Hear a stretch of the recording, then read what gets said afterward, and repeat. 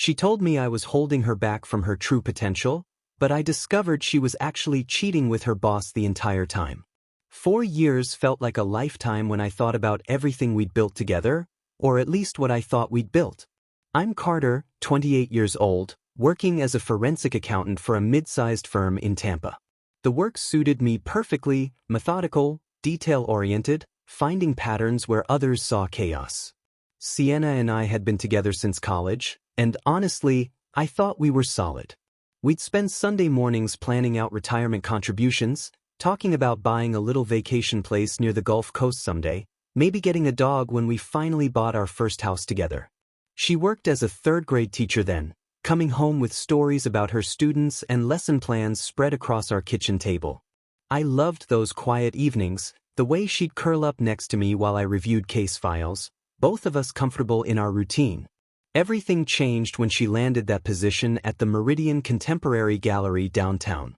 The gallery specialized in cutting-edge installations and represented some seriously wealthy collectors, the kind of place where a single piece could cost more than most people's houses. Sienna transformed almost overnight from someone who wore cardigans and comfortable flats to work into this completely different person draped in geometric black clothing and speaking in pretentious art terminology I'd never heard her use before. She started throwing around phrases about challenging conventional paradigms and transcending bourgeois limitations, rolling her eyes when I didn't immediately understand what she meant by post-structural aesthetics. The woman who used to get excited about Target clearance sales suddenly needed handcrafted jewelry from local artisans and organic skincare products that cost more than our electric bill. Her new boss Knox was this charismatic gallery director in his late 30s, one of those guys who wore expensive suits without ties and somehow made that look intentional rather than sloppy. According to Sienna, he was revolutionizing the Tampa art scene and had connections with galleries in New York and Los Angeles.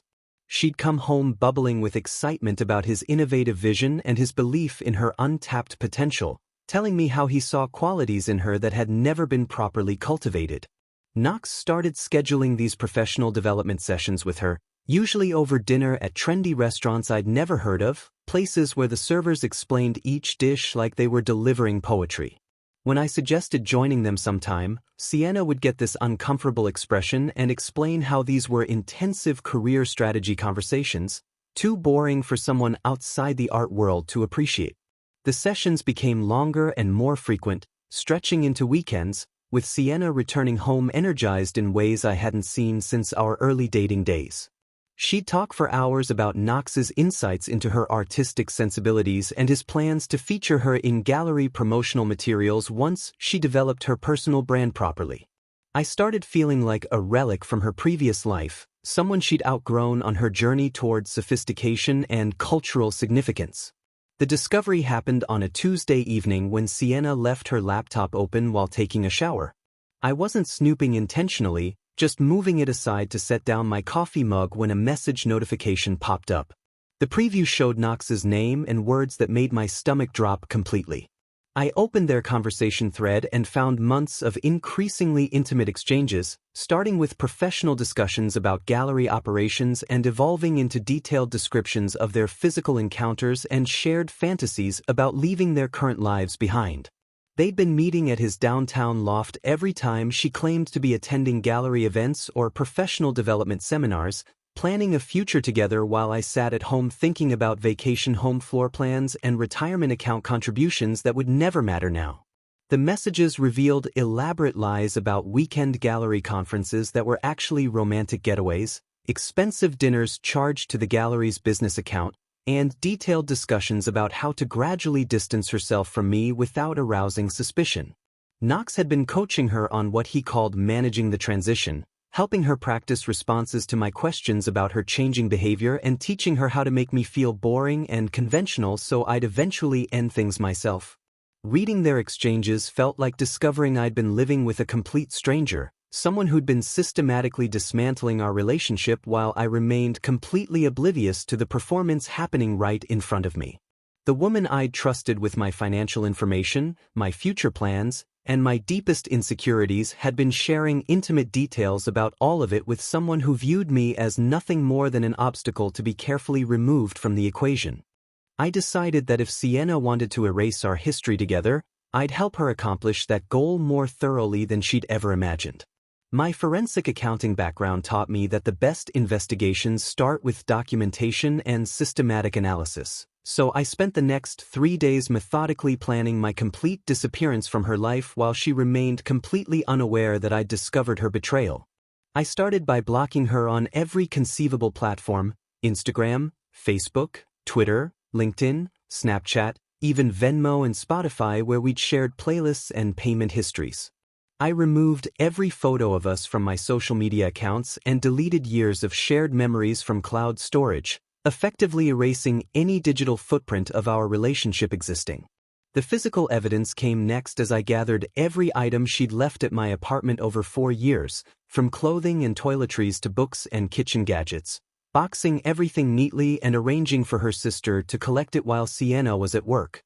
I changed the locks on my apartment, updated my emergency contacts at work and with my bank, and even opened a new checking account at a completely different financial institution to prevent any possibility of her tracking my spending patterns or location through shared banking history. The most satisfying part was removing her access to my Netflix, Amazon Prime, and every other streaming service she'd been using, knowing she'd discover each digital door slamming shut when she tried to access what she'd taken for granted. I contacted our mutual friends individually, explaining that Sienna and I were no longer together and requesting that they not share any information about my whereabouts or activities with her, telling them I needed space to process the end of our relationship without going into specific details about her infidelity. My methodology extended to practical matters like updating my address with subscription services, redirecting any mail that might reference shared activities, and even switching gyms to avoid any possibility of accidentally encountering her during her new fitness routine that had emerged alongside her gallery transformation. When Friday arrived and Sienna left for what she claimed was a gallery networking retreat in Miami but was actually a romantic weekend getaway with Knox based on their text conversations, I executed the final phase of my plan by moving the remainder of my belongings to a storage unit temporarily while I searched for a new apartment in a different part of Tampa. Sienna returned Sunday evening to discover that Carter had simply vanished from existence as completely as if he'd never been part of her life at all. Her key no longer worked in the locks, her phone calls went straight to a number that had been disconnected, and her desperate attempts to reach me through social media revealed that she'd been blocked everywhere, leaving her staring at error messages and account restrictions instead of the emotional confrontation she'd probably been dreading but expecting. The panic in her voice when she called my office Monday morning was immediately apparent to my coworkers, who informed her that I'd requested all personal calls be directed to voicemail and that company policy prevented them from sharing any information about employee whereabouts or availability. Within days, she'd started creating fake social media accounts with random profile photos, trying to view my posts and activity, but I'd anticipated this behavior and adjusted my privacy settings to prevent anyone except confirmed friends from accessing my information. Her desperation escalated when she realized that her usual methods of emotional manipulation and relationship control were completely ineffective against someone who'd simply disappeared rather than engaging in the dramatic confrontation she'd expected and probably prepared responses for during her weekend with Knox. According to mutual friends who later shared the details with me, she'd started bribing them with expensive dinners and guilt trips about how worried she was about my mental health, claiming I might be having some kind of breakdown that required intervention from people who cared about me. She hired a private investigator within 2 weeks, spending money she didn't have to track my movements and discover my new living situation, but my systematic approach to disappearing had covered those bases as well since I'd anticipated exactly this kind of desperate behavior from someone accustomed to getting her way through persistence and emotional blackmail. The investigator found nothing useful because I'd temporarily moved in with my college roommate Marcus in a different county while apartment hunting, paying cash for everything and avoiding any digital transactions that could reveal patterns or locations to someone determined enough to piece together my new routine. Sienna even went so far as to show up at my office building, waiting in the parking lot for hours trying to catch me coming or going, but I'd arranged to work remotely for several weeks specifically to avoid these kinds of ambush encounters until her initial panic phase subsided and she moved on to whatever came next in her predictable cycle of manipulation tactics.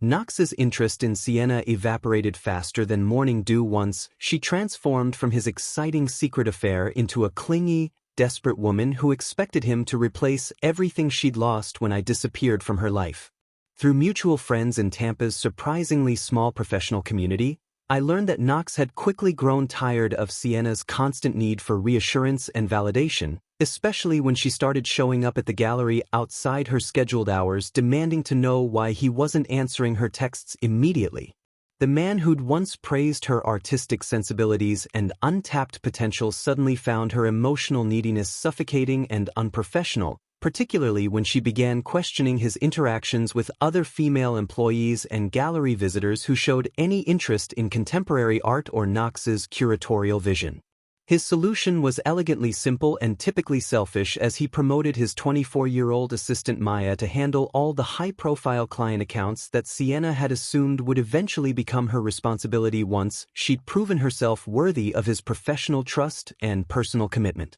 Maya was everything Knox preferred in his professional and personal relationships: young, impressionable, grateful for his attention, and completely unaware that she was simply the newest version of a pattern he'd been repeating for years with vulnerable women who mistook his manipulation for mentorship. Sienna's behavior at the gallery became increasingly erratic as she watched her replacement receive the opportunities and attention she'd sacrificed her entire life to obtain, leading to confrontations with Maya that made everyone uncomfortable and created the kind of workplace drama that reflected poorly on Knox's management style.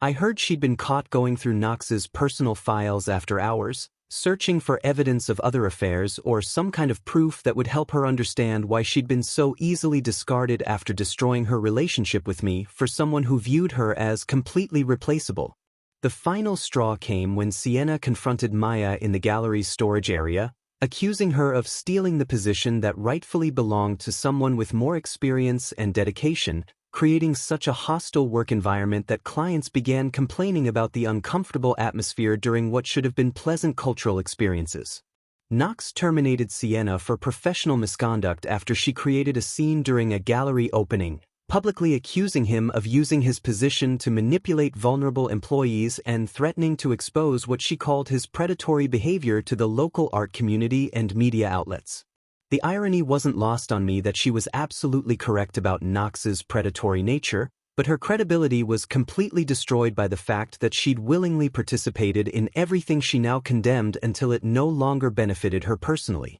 Meanwhile, my life had taken a completely different trajectory as I joined the Tampa Bay Sailing Club and started therapy with Dr. Richardson, a psychologist who specialized in helping people recover from manipulative relationships and rebuild their sense of self-worth after emotional abuse. The Sailing Club introduced me to people who shared my love of strategy, precision, and working together toward common goals, qualities that had been systematically devalued during my relationship with Sienna, who viewed my methodical approach to life as boring rather than reliable. Dr. Richardson helped me understand how much energy I'd been spending on managing Sienna's moods, anticipating her needs, and walking on eggshells to avoid triggering her criticism or disappointment, leaving me exhausted and disconnected from my own goals and happiness. For the first time in years, I was sleeping through the night without anxiety about whether I'd said or done something that would result in Sienna's sulking or passive-aggressive comments about my inadequacies as a partner.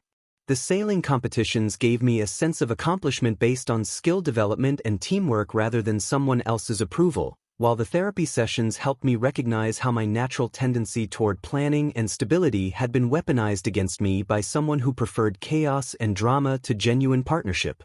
Sienna's life, by contrast, had completely collapsed as she moved back to her parents' house in rural Alabama after being unable to find another gallery position anywhere in Florida due to Knox's negative references and her reputation for workplace disruption. Her parents, who'd never approved of her artistic pretensions or expensive lifestyle choices, made it clear that she was welcome to stay only if she contributed to household expenses and stopped expecting them to fund the kind of lifestyle she'd grown accustomed to during her brief gallery career. The last I heard, she was working part-time at a local craft store for minimum wage, helping customers choose scrapbooking supplies and artificial flowers while living in her childhood bedroom surrounded by participation trophies and high school yearbooks that reminded her daily of how far she'd fallen from the sophisticated art world persona she tried so desperately to create. Her social media presence, which had once featured carefully curated photos of gallery openings and expensive restaurant meals,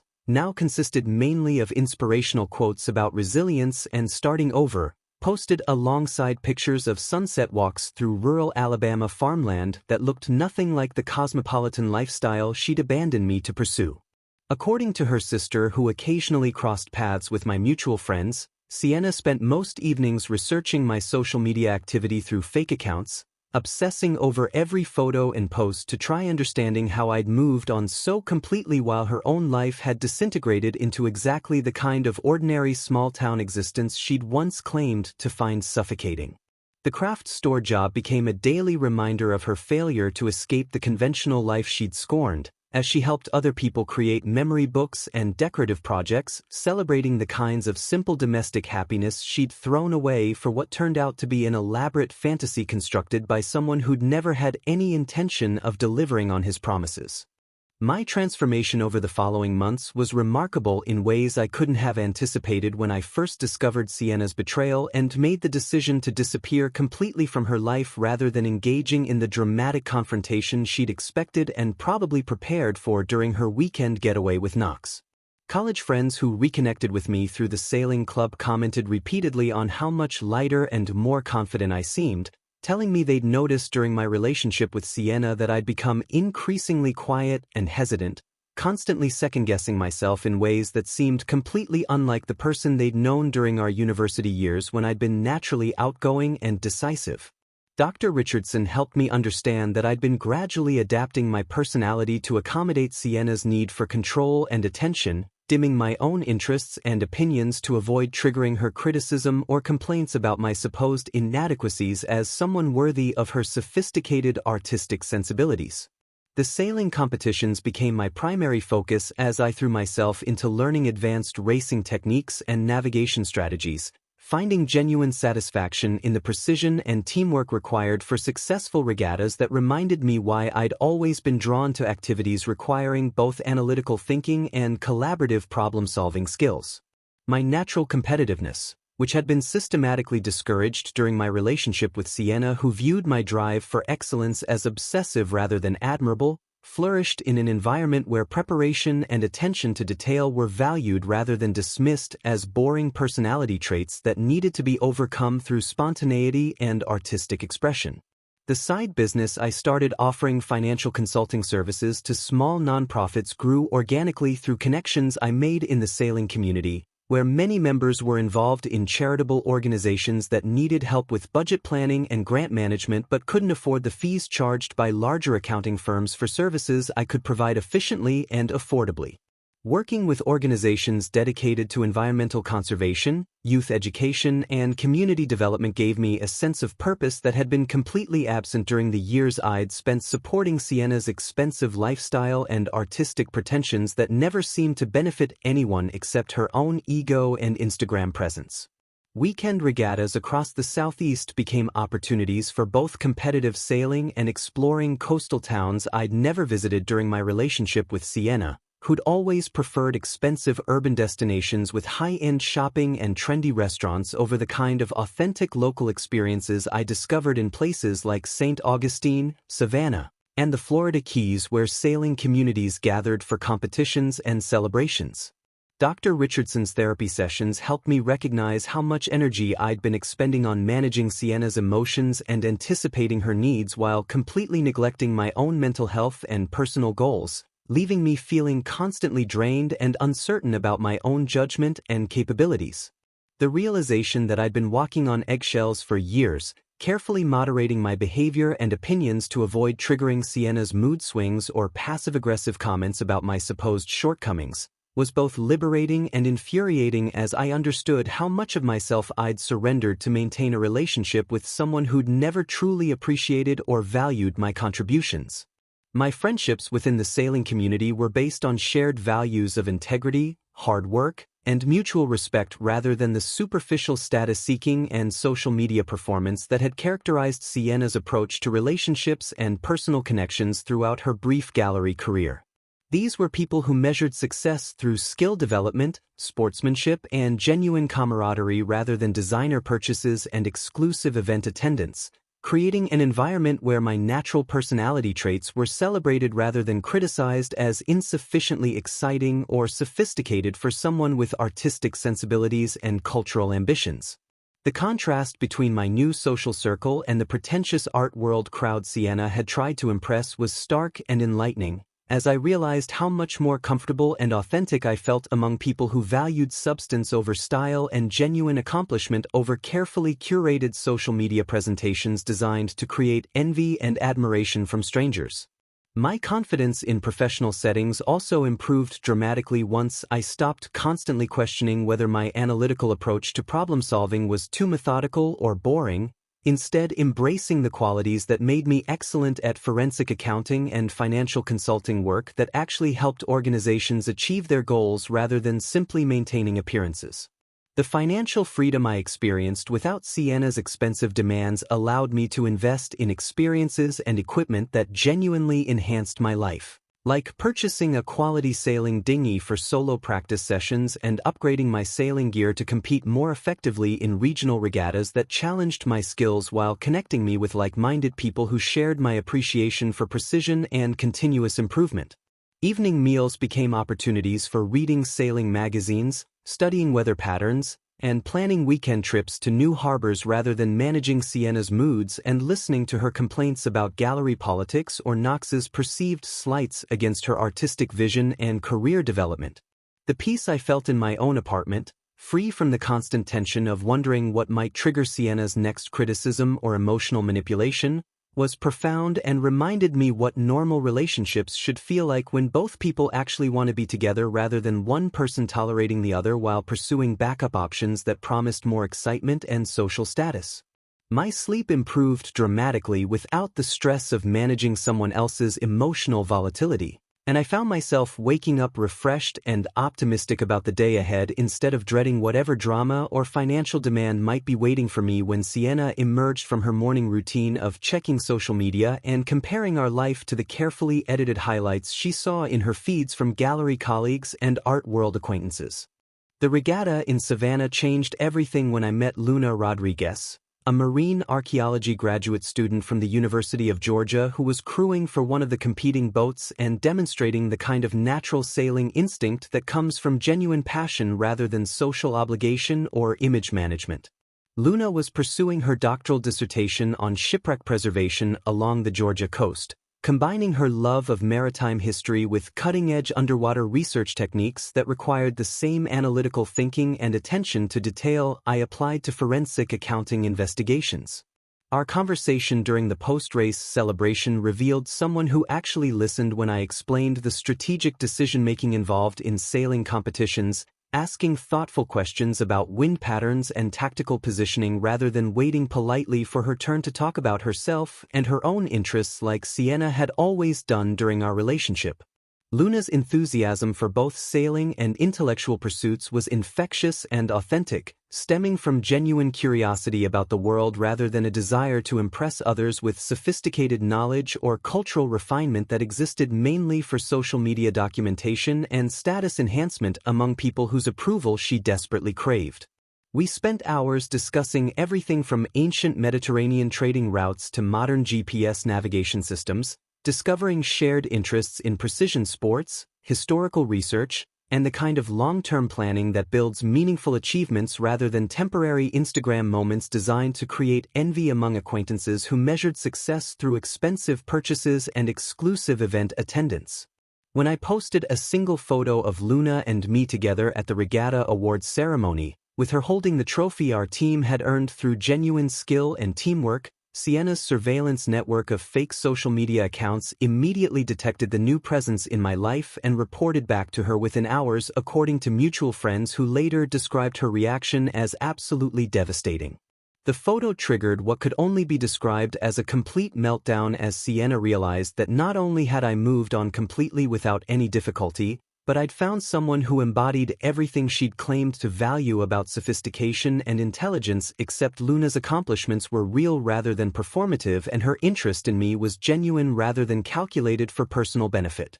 Within days of the photo appearing online, Sienna began posting increasingly desperate messages on social media about losing the will to continue and feeling like her life had no purpose or direction, cryptic statements designed to trigger concern and guilt among anyone who might still feel responsible for her emotional well-being after her systematic destruction of every meaningful relationship she'd ever had.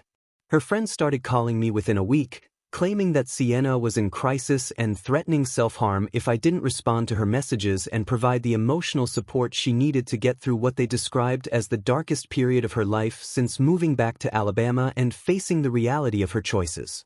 The manipulation was so obvious and predictable that I felt more annoyed than concerned, recognizing the classic pattern of emotional blackmail that abusive people use when they realize their former victims have found happiness without them and are no longer available for exploitation or control.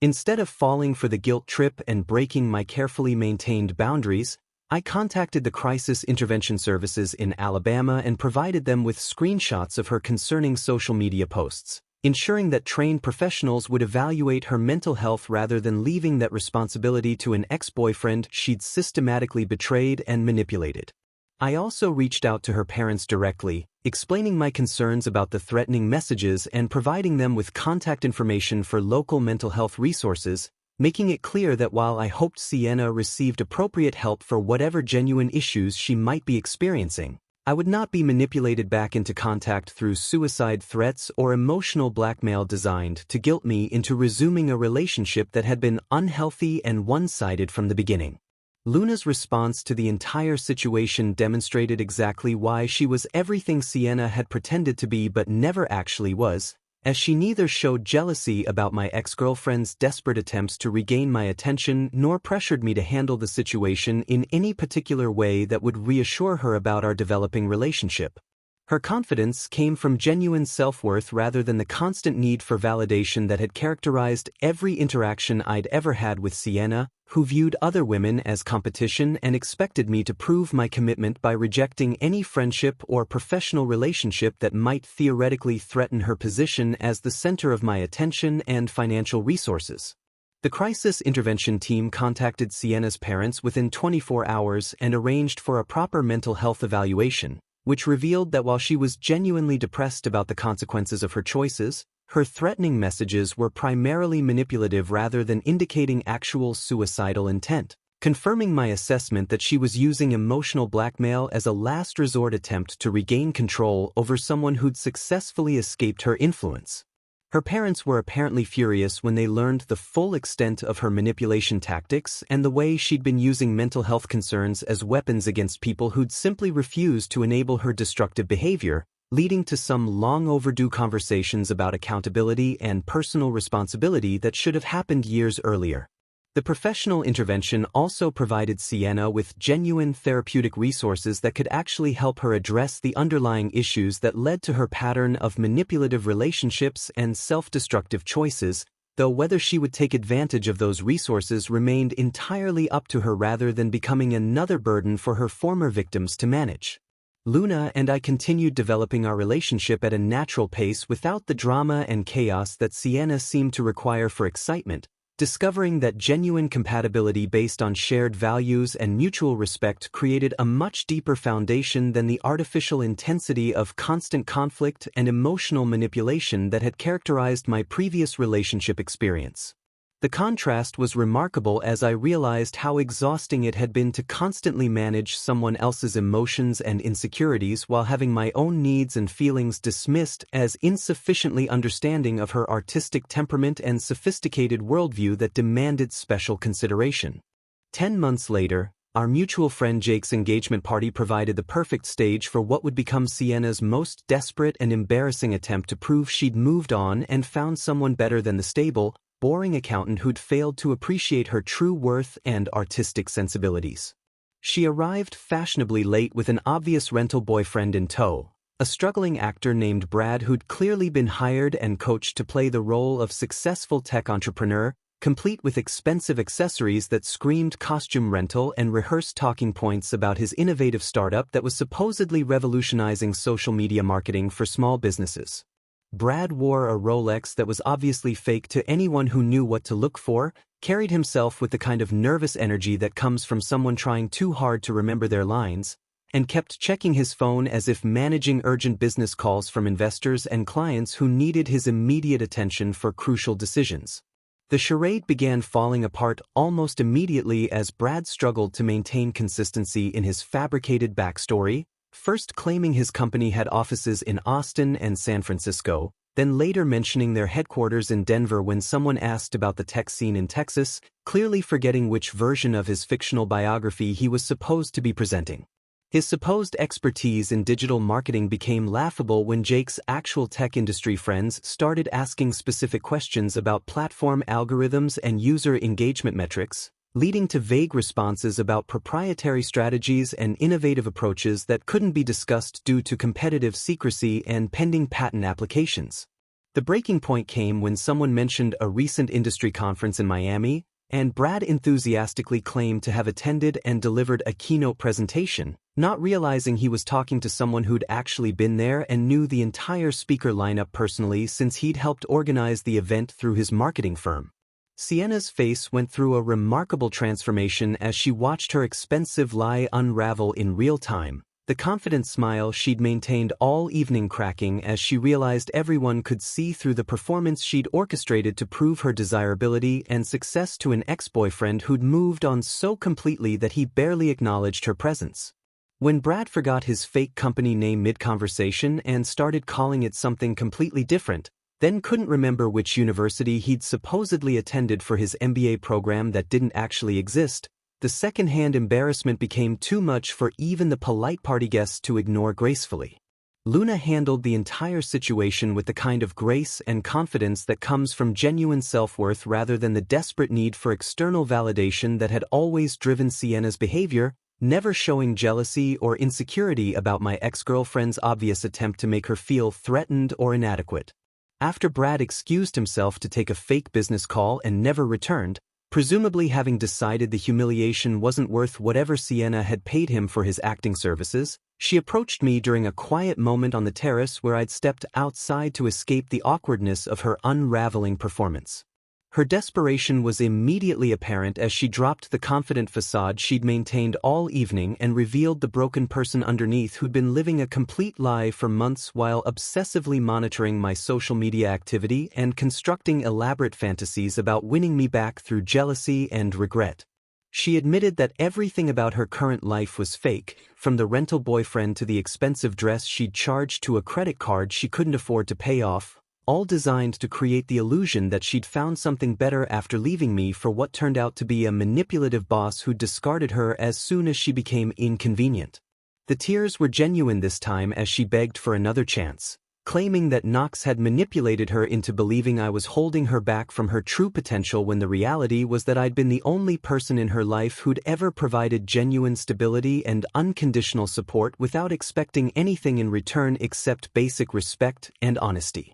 Her sob story about realizing I was her soulmate all along and that she'd made the biggest mistake of her life rang hollow when she revealed that she'd only come to this conclusion after every other option had failed spectacularly, leaving her with nothing but regret and the fantasy that she could somehow undo the consequences of her choices through tears and dramatic appeals to our shared history. I listened with genuine compassion for her pain while maintaining absolute clarity about the fact that trust, once broken through deliberate betrayal and systematic manipulation, couldn't be rebuilt on the foundation of convenience and desperation that characterized her current approach to reconciliation. Her claims about Knox manipulating her ignored the reality that she'd been a willing and enthusiastic participant in every decision that had led to her current situation, from the choice to engage in an affair to the decision to treat me with contempt while pursuing what she believed was a better option for her future happiness and social status. The conversation revealed how little she'd actually changed or learned from her experiences, as she continued to frame herself as a victim of circumstances rather than someone who'd made deliberate choices based on selfishness and short-term gratification at the expense of people who genuinely cared about her well-being. When I explained that I was genuinely happy with Luna and had no interest in revisiting a relationship that had been built on unequal foundations from the beginning, Sienna's reaction demonstrated that her supposed growth and self-reflection were still primarily focused on getting what she wanted rather than accepting responsibility for the pain she'd caused others. She became angry when I refused to provide the emotional absolution she was seeking, accusing me of being cold and unforgiving for not recognizing her genuine remorse and giving her the second chance she felt she deserved after suffering the natural consequences of her choices. The irony of her demanding forgiveness while simultaneously criticizing my character for not providing it was lost on her completely, as was the fact that she'd only reached out after exhausting every other option rather than because she genuinely missed me or realized the value of what we'd shared together. Luna's response to witnessing Sienna's desperate manipulation attempt revealed everything I needed to know about the kind of person I'd found and the future we were building together, as she never showed the slightest hint of jealousy or insecurity about my ex-girlfriend's emotional breakdown and dramatic appeals for reconciliation that might have threatened a less confident woman. Her reaction was pure class and emotional maturity, offering quiet support for my decision to maintain boundaries while refusing to engage in the kind of petty competition that Sienna had clearly hoped to provoke through her performance at the party and her subsequent private conversation with me. Luna understood intuitively that secure relationships don't require defending against desperate ex-partners who've already demonstrated their inability to appreciate what they had when they had it, and her confidence came from knowing that our connection was built on genuine compatibility rather than the artificial drama and emotional manipulation that had characterized my previous relationship experience.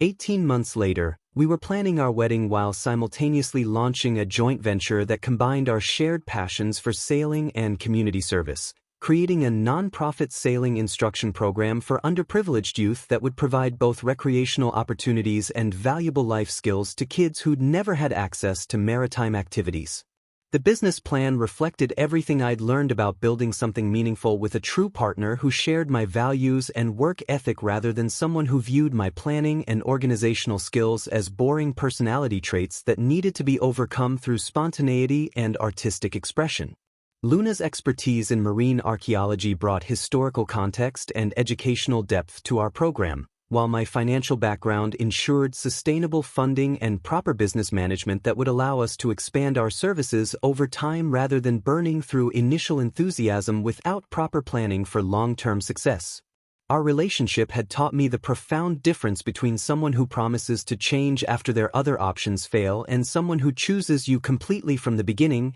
supporting your goals and celebrating your achievements rather than treating them as competition for attention or evidence of character flaws that need correction. When Sienna sent one final desperate message through a mutual friend's social media account, claiming that Luna would never understand me the way she did and that I was making a mistake by settling for someone who couldn't appreciate my true potential the way someone with artistic sensibilities could, Luna's response was perfect in its simplicity and confidence. She deleted the message without reading it completely, suggested we focus on planning our honeymoon sailing trip to the Caribbean instead of wasting energy on someone else's delusions, and never brought up the incident again because she understood that giving attention to desperate manipulation only encourages more of the same behavior. The wedding itself was everything Sienna had claimed to want during our relationship but had never been willing to plan or work toward. A celebration of genuine partnership between two people who'd chosen each other deliberately and completely rather than settling for convenience while keeping their options open for something that seemed more exciting or socially advantageous. Our honeymoon combined sailing instruction certification in the British Virgin Islands with underwater archaeology exploration that allowed Luna to continue her research while we experienced the kind of adventure that comes from shared interests and mutual support rather than one person dragging the other toward activities they'd never expressed interest in or enthusiasm for during the relationship. The contrast with my previous relationship was striking as I realized how natural it felt to plan experiences that excited both of us rather than constantly negotiating between my practical preferences and someone else's expensive fantasies that always seemed to require my financial resources but never my genuine participation or enthusiasm. Luna's passion for her work was infectious and inspiring rather than demanding and exhausting, creating opportunities for us to grow together rather than one person expecting the other to provide entertainment and validation while contributing nothing meaningful to the partnership beyond physical presence and occasional dramatic gestures designed to maintain control. The sailing business grew organically through word-of-mouth recommendations and community partnerships, proving that sustainable success comes from providing genuine value rather than creating artificial scarcity or manipulating people's emotions to generate demand for services they don't actually need or want. Our shared commitment to helping underprivileged kids discover the confidence and teamwork skills that sailing provides created a sense of purpose that far exceeded anything I'd experienced during my years of funding someone else's artistic pretensions and social media presence that benefited no one except her own ego and Instagram follower count. Looking back on the entire experience, I realized that Sienna's betrayal had been the best thing that could have happened to me, forcing me to discover my own worth and find someone who appreciated the qualities she'd systematically criticized and undermined throughout our relationship, teaching me the difference between someone who cheats on you while claiming to love you and someone who chooses you completely every single day without reservation or backup plans.